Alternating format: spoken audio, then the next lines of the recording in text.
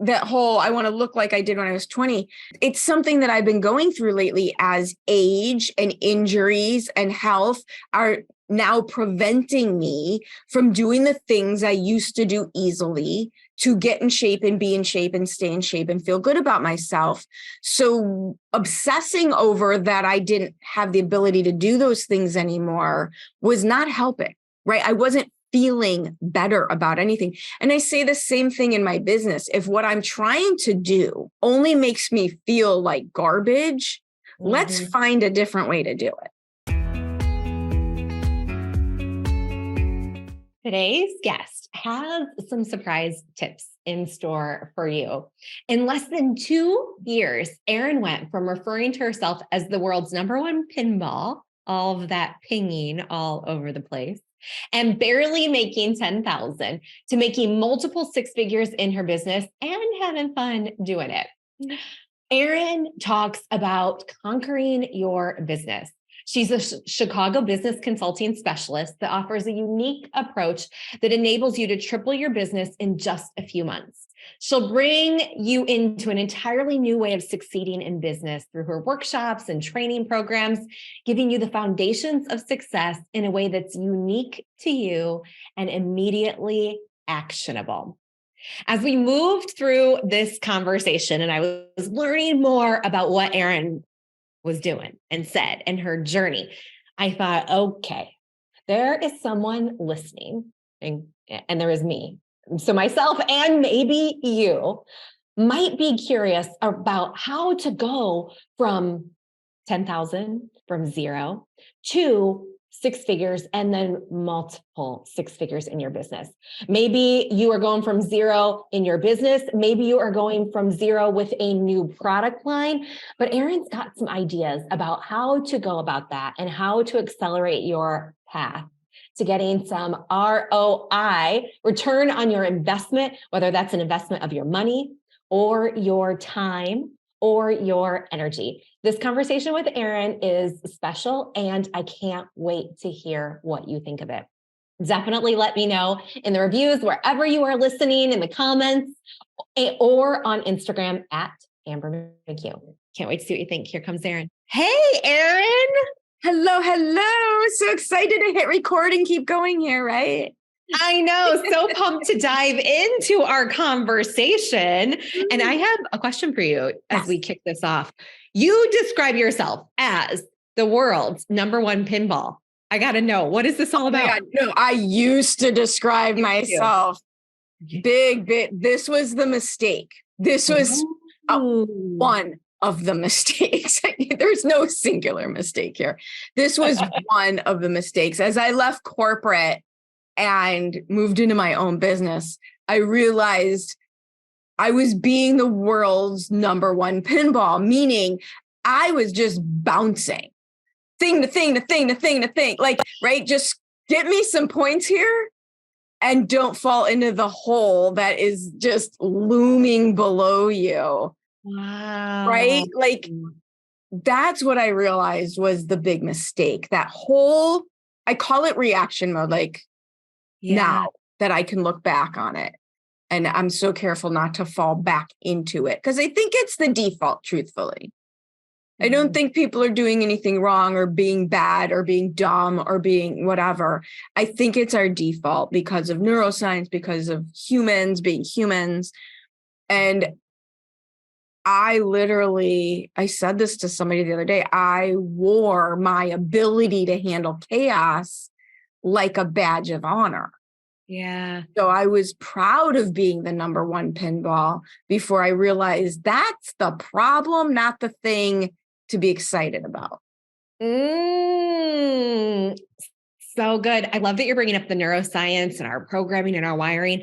And the other thing that comes to mind is how media and social media have retrained us to show up everywhere all the time. Whenever there's a ding, it's like we're walking through a living video game, getting ping pulled everywhere.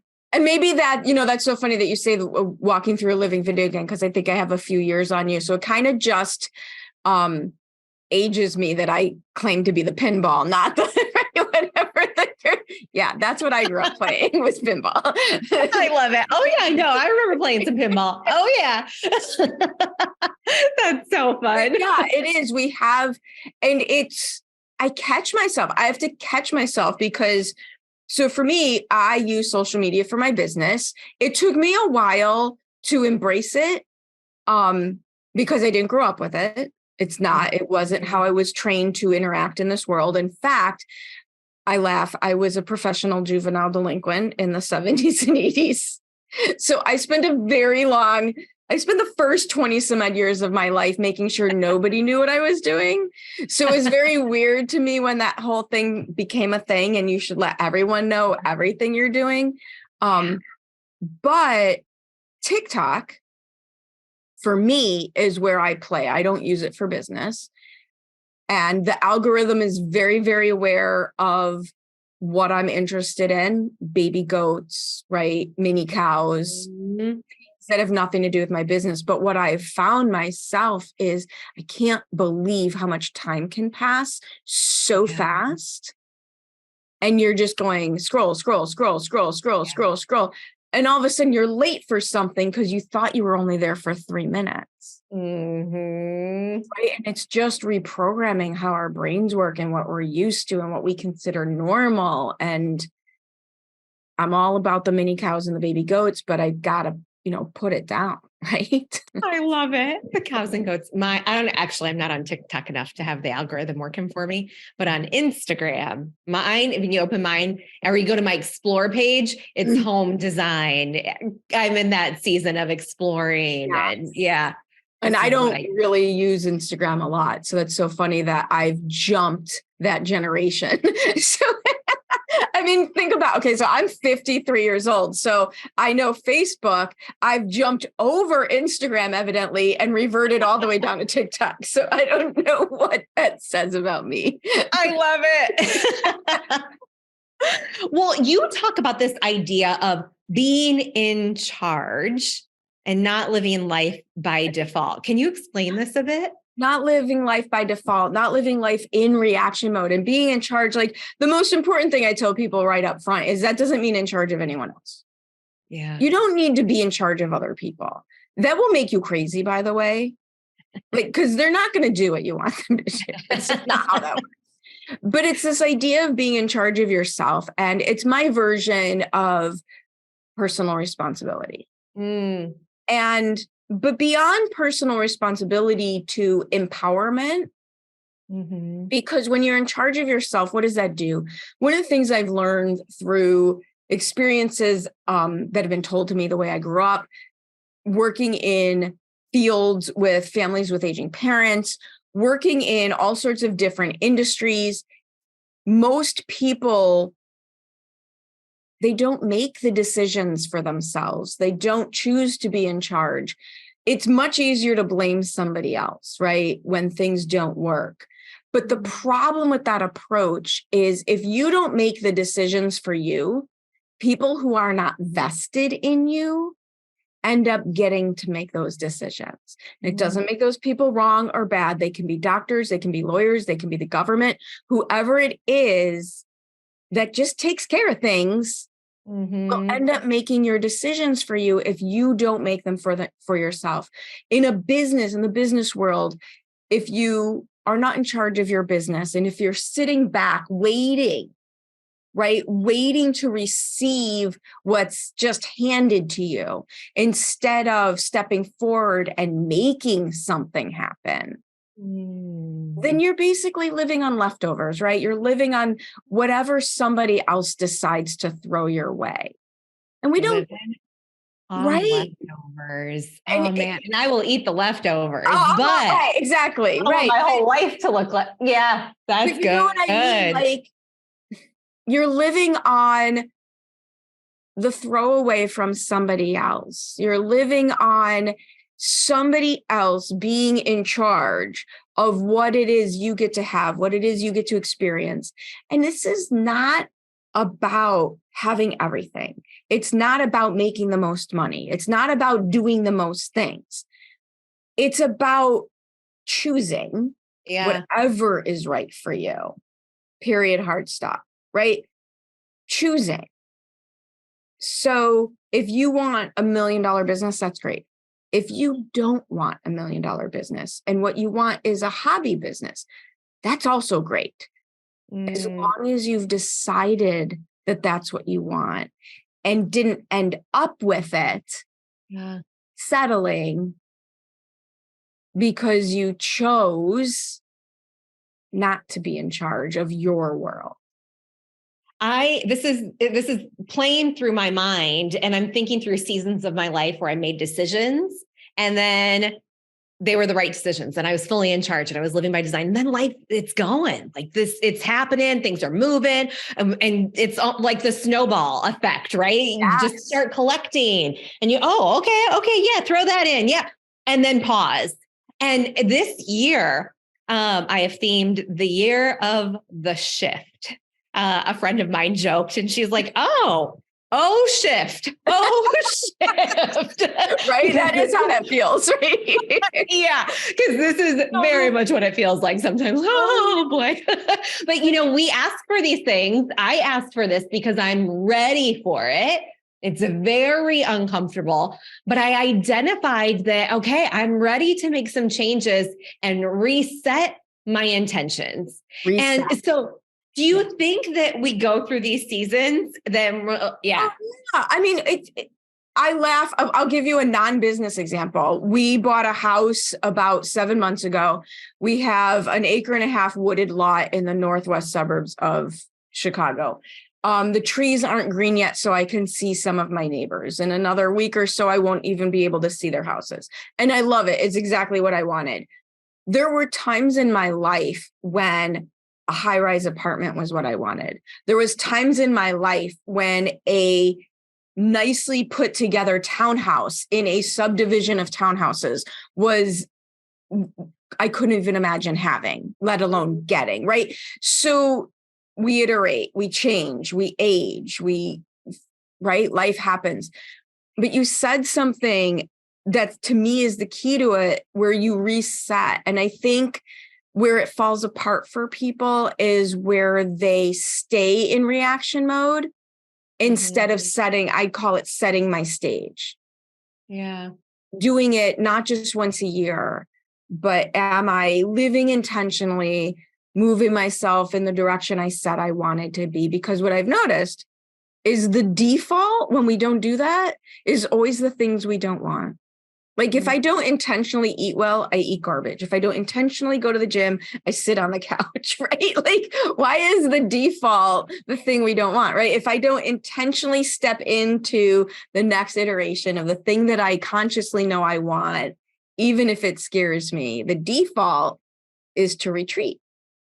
How do you catch yourself when you're in, right? The snowball's going.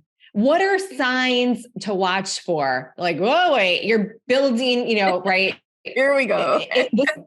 We are not intentional right now. How do you catch yourself? I think I catch myself now by having a series of questions that I ask myself every day, not waiting. So I catch myself by trying my best to stay ahead of it.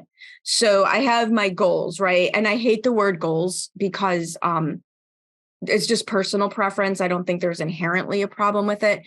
But to me, and this is, you can't tell by Zoom, but I'm 5 feet tall. I am not a large person. And yeah, I've been a competitive power lifter since I was 19 years old.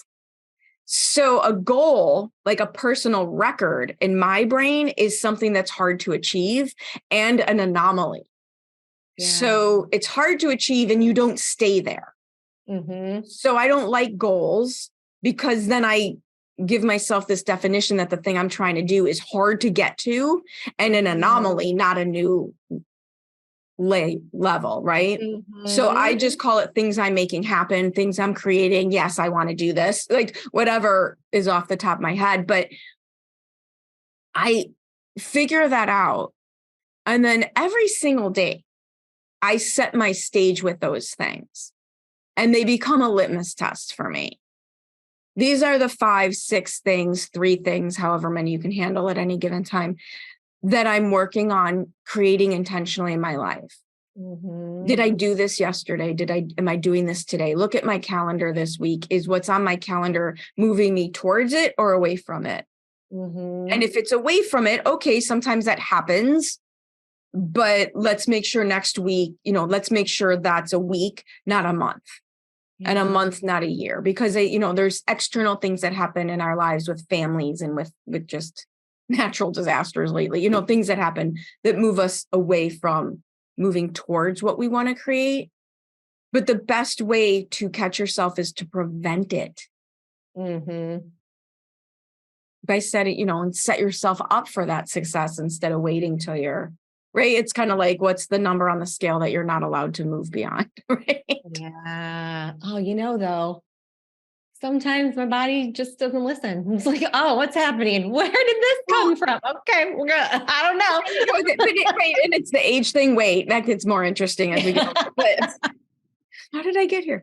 But again, it's about being proactive, right? How does that make me feel? And I guess that's a really good point. Like, what do I really want? Yeah. Do I want to look like I was when I was 20? Sure. Yeah. Can I have that? No. So what is it that I really want? And having what I call like the hardest conversation you can have is an honest conversation with yourself. Yeah. Like, what do I actually want that I can achieve? And then what am I doing? And you tied an I can achieve to it. So as you're thinking through, do you go through like a process where like, oh, I don't know if I can achieve that or not, or, oh, I know. How do you balance the knowing and the unknown? If the thing that you're trying to achieve, this one gets a little more woo, I guess, now that I've learned these terms. If the thing you're trying to achieve has an uplifting, I call mine buzzy roller coaster feeling to it, then that's my growth edge. And yes, we should move in that direction, even if I don't see how it's attainable right now. If the thing you're trying to achieve is heavy on your shoulders and weighs you down, then that's coming from a place of fear, desperation, negative. And that's something that's holding you back. So good. That's that honest conversation with yourself, right? Yeah. And really listening and feeling, going sort of the embodiment of, all right, how does this feel? Which is why it's part of our weekly reflection process. How do I feel? How does all this feel? Because that's giving you a clue. I mean, and to use that as that whole, I want to look like I did when I was 20.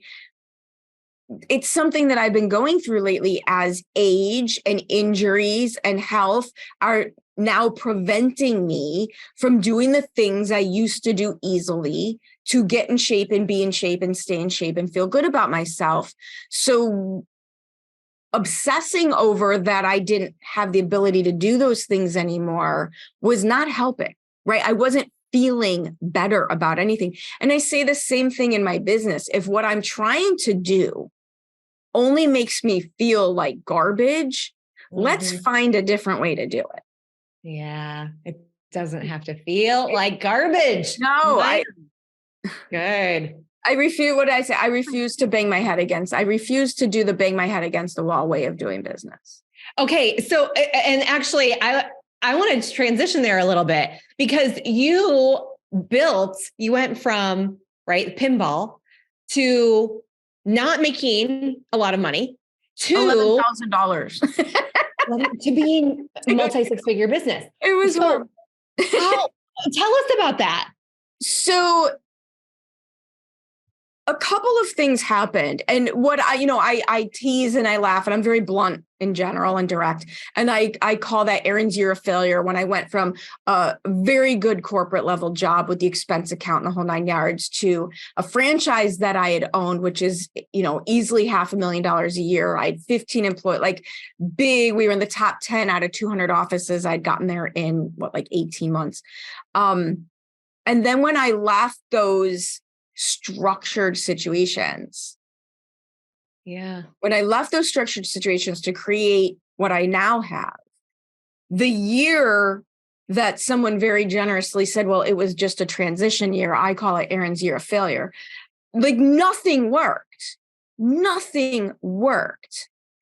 And I went from all that to making $11,000. And now looking at it through the kinder eyes of a year of transition, what I was really doing was figuring out where was my space, what was my way of approaching it, how did I want to talk about it? And I didn't give myself, because I was so used to being that pinball, I didn't give myself the time and space and opportunity I needed to really get everything together where it needed to be in order to be successful. The horrible truth that we have to come to grips with, I say a lot of things that I work with a lot of former C-suite level executives who now have their own businesses.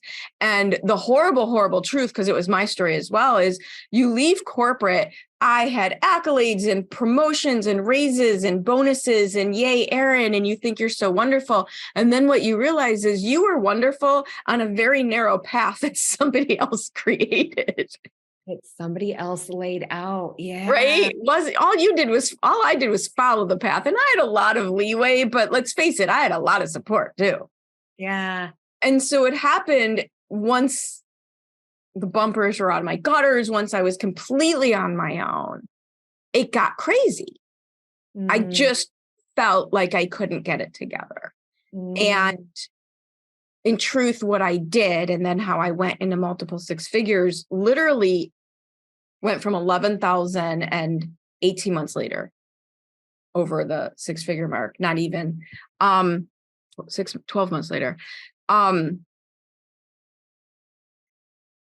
It wasn't a year of failure. It was finding my spot. And I just happened to do the work without a net. So you don't have to do it that way, right? I am nuts and tend to do things a little drastically, but right, I just did that work in real time instead of in preparation time. And the big change for me, especially coming out of corporate, coming out of a franchise, which is effectively a structure, was not understanding that even though I knew what to do, how much my thinking played into it, how I thought about the business, how much I thought about what was possible for me, how much that mindset piece was going to play a role. Because in corporate, you're kind of automatically in reaction mode and it works just fine. Yeah. But the entrepreneur world is the opposite. It's completely opposite. Okay, you're in reactive mode. It works fine in corporate. Why doesn't that work in the entrepreneurial space? Because you don't have the time to wait. You don't have the time to wait. Corporate is completely risk adverse. You do so much work to make sure that by the day you go to market with whatever product you have, all risk has been removed from the process. The entrepreneurial world is completely different. So I tell people it's not just about being able to take the risks. It's about automating the risks. So when you pass out from fear, it still happens. Right? I love it. Best to let someone else press the button, right? Exactly. Yes. Get out of your own way, even if that means literally let someone else press go. It's fine. Perfectly fine. I say it's your business, not your mother. You just need it to work. You don't need closure. Right? Oh, good. Make it work. Make it work. So the flexibility, the fluidity, the ability to reposition in the entrepreneurial world that makes it so amazing and makes things able to happen so quickly is also what gives us the biggest risk of getting ourselves stuck in that reaction mode, right? Yeah. You can react to every little squirrel, shiny object, pinball opportunity, and you'll never get very far. Yeah. So you talk about insta tactics. Oh, yes. I made that word up. I don't know. It's good. Well, and it immediately resonates for me, but what is it in your words? In my word, an insta tactic is a one size fits all, just do this one thing, flavor of the month, send this email, make $1 million. And here's the thing. None of these tactics are bad.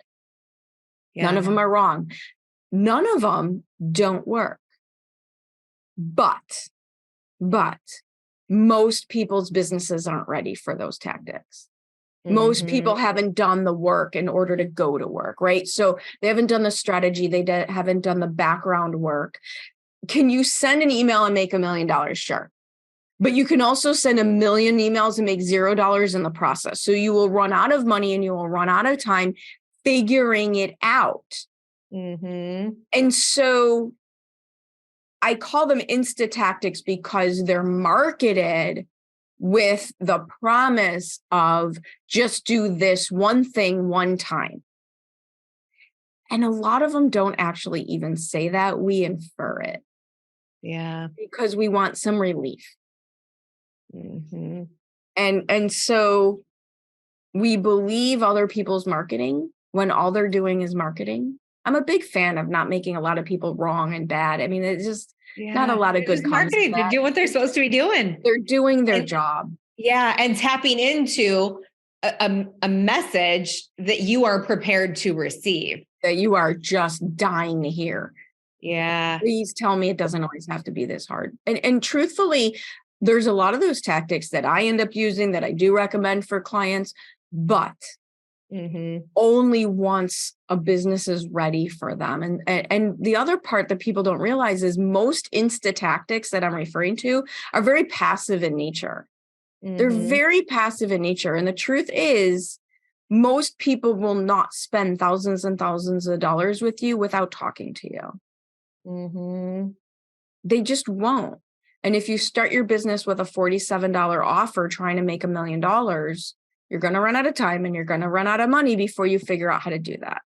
That's retail. That's not service. That's retail. Yeah, this is good. Which is this is an option, right? So it comes back to strategy. What's your strategy? What's your list? What's your marketing budget? Be in charge. What do you want? So there is someone listening to this. Heck, I'll take another product line and I would like this also. So there are many people saying, okay, you went from zero, right, or 11,000 in a different which business. Is essentially zero, which by the way, in a business, $11,000 is a net negative number on your taxes. Okay. Because there's some expenses in there. I love it. I love that you called that. That's good. We got to talk about the profitability. So you went from zero, 11,000 in revenue to 6 figures in 12 to 18 months. For someone who's listening and saying, I want another product line to do that for me. I want another 6-figure product line, or I'm starting from that scratch place. Yeah. What is the path that you would like? All right, here we go. You're talking to other human beings. Yeah. The path is, people will tell you everything you need to know about how to help them. So good. You just have to ask them. So from a marketing perspective, because that's what I do, right? My MBA is in marketing and executive leadership. This is what I know how to do. So I'm very big proponent of active short-term strategies, meaning I have influence over the process and my chance of getting a return on my investment is sooner rather than later. Yeah. Start okay. there. Speak to that a little bit more, because it could be a little buzzy. It's very I have influence over the process and it's going to get me there sooner rather than later. Right. How do I get influence over that process? By not sitting back and waiting for somebody to come to you and say, take my money. Sorry. No. At the same time, for anyone who's watching, I also just spilled coffee on myself. I should not listen and drink coffee at the same time. So the way that I did this, and there's a little caveat here that a post-pandemic shift that I would add. I was a speaker. I spoke and I networked. If you're going to be in the room, be in the front of the room. If you're going to be in the room, be in the front of the room. So I sponsored other people's events because I know how hard it is to fill an event. I am more than happy to commit to cost sharing with the people who are willing to do that work. Love it. Right? Sponsor and speaking at other events is a credential. And then I network. So that puts me in charge of my behavior. I can walk up to you and have a 2-second conversation and can tell by what you ask me, especially if I'm the speaker, if it makes sense for me to try to create a relationship with you. And then I'm just of service. This is not, by the way, about chasing people, because what happens when we chase people? They run away. This is about creating relationships. If you're selling a $47 product, you don't have time to create relationships. So this is why in these service-based businesses, you have to start out with something that will make you enough money to reinvest in the business. And everything you learn by doing this, by speaking in front of rooms, seeing what resonates with people, and then initiating relationships and follow-up conversations, all that activity is what gives you the language to use in your more passive marketing. That's how you know it's going to land, because actual human beings told it to you. And we all have, there's like 5 problems in the world, and we all have a mix of them. So if you can usually extrapolate that, if one person is talking to you about how they feel and what they're frustrated with, there's another 100 people behind them with that, raising their hands going, me too, right? Because that's how we are. That's how we are. We're not quite as unique snowflakes as we think, right? Yep. We are. Yeah. I love that you're talking about the differences on that, like what we refer to oftentimes in our business worlds, especially online, is the low ticket offer, like a $47, and a high ticket. And what I'm inferring, and correct me if I'm wrong here, is start with service. Yes. Start in service and high ticket, so you can get the revenue to invest. And now here's the trick, because we were talking before we hit record about where we're from. I'm from the Midwest. We're very nice here. We're very nice here. And when I have my nice Midwest clients, getting them to ask people for money is like pulling teeth, because we're very nice here. I don't know if you've been here. We're very nice here in the Midwest. Don't want to bother anybody.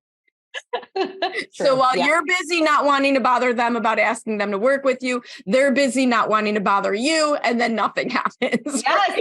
Oh, that's so true. Nobody wants to bother anybody. So here's my approach to solving that. I decided from the beginning that if I was going to charge less than $1,000 in my business for something, I'm just going to give it away. Oh, interesting. I'm just going to give it away. If I'm going to charge less than $1,000 for something, I would rather give it away and be of service to all the amazing, amazing people out there who have no business hiring me, because I'm not the low-cost leader of coaching. I'm not the $47 product, but there's some wonderful, amazing people out there who would like my help, but it doesn't make sense for them to pay me for it because they'll never get their return on investment. Great. Take all the free stuff you want. That's what it's for. That's what it's for, right? And now I'm covering my Midwest values of not bothering anybody. I'm being of service. I'm offering free multiple opportunity taste tests for the right person to know, like, and trust me before they make a buying decision. And the beauty of this education-based marketing approach is by the time I have a sales conversation, by the way, I love sales. That was my corporate world. But by the time if it makes you nervous, would have a sales conversation, my goal is that 75% of my sales conversations are really confirmation conversations, not consideration conversations. Not convince me conversations. And then when you work that way, you can backfill your product portfolio if you want with the lower priced items. That being said, I'm still a fan of give it away. Yeah, you might not want to after you get it going. Right. Yeah. Or the beauty of it is when you do it this way, you can just hire someone else to go take all your content, take all your genius, and you can just hire someone else to do that. Because odds are, if you are a service-based entrepreneur that is delivering for the people who, at those 4-figure investments and beyond, you're not the person who should be doing the tech work, right? I have no business doing that. You want something to suck really bad, make me do that stuff. Not good at it. Have no business selling it. I promise it won't be worth the $47 you paid for. I stay in the zone. Stay in the zone. Oh, Erin, this is so good. I love the ahas, the mindset shifts, as well as the very practical, let's focus on what's going to get you to faster return on your investment. That's one of the promises I made myself when I didn't know what coaching was, by the way. So I do coaching and consulting. I come out of corporate. I didn't know what that was. You needed something, you needed to learn something, you went and got another class, right? Got another degree. Yeah. And one of the things I saw in the industry when I was first exposed to it were people selling expensive programs to someone who didn't have a good idea. They didn't really have a good idea.